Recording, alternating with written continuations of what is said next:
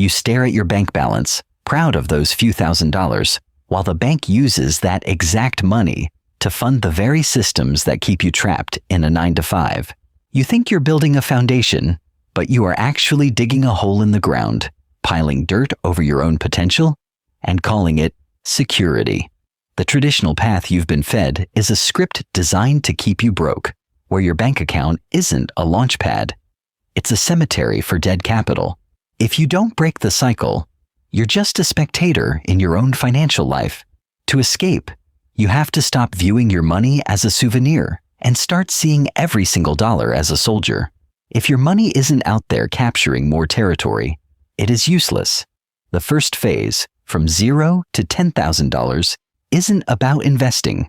It's about starvation. Every time you buy a $5 coffee or a new pair of shoes, you aren't just buying a product. You're choosing a temporary dopamine hit over your own freedom. You don't need a diversified portfolio yet. You need a war chest. And this $10,000 is your walk-away money. The only thing that gives you the leverage to look a toxic boss in the eye and simply walk out the door. But once you hit that $10,000, you face the first trap, the urge to bury your weapon. Most people reach this point and immediately turn their liquid cash into a stationary rock, sinking it into a down payment on a house or a safe index fund. They think they're building a solid floor, but they've just locked their soldiers in a vault where they can't fight for them. To reach the next level, that money must remain fluid. You have to stop acting like a consumer of financial products and start acting like a predator in the market. But what happens when you have enough to feel dangerous, yet not enough to be truly free? By the time you hit $50,000, the math shifts.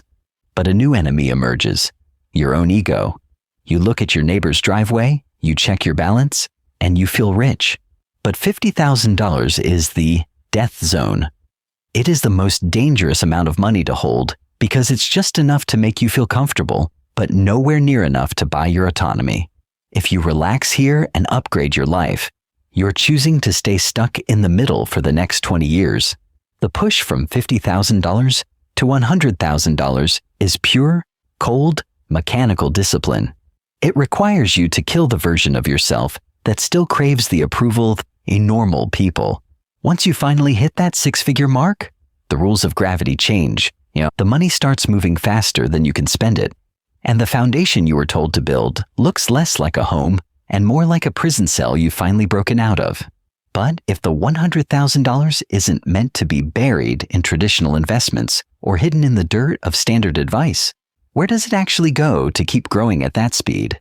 The owners of these systems want you to think it just sits there, but they are hiding the real flow of wealth behind a curtain of safety. If you stop feeding the monster of conventional wisdom, you still need to know where that capital actually moves to survive the next stage of the game. But that is a story for another time.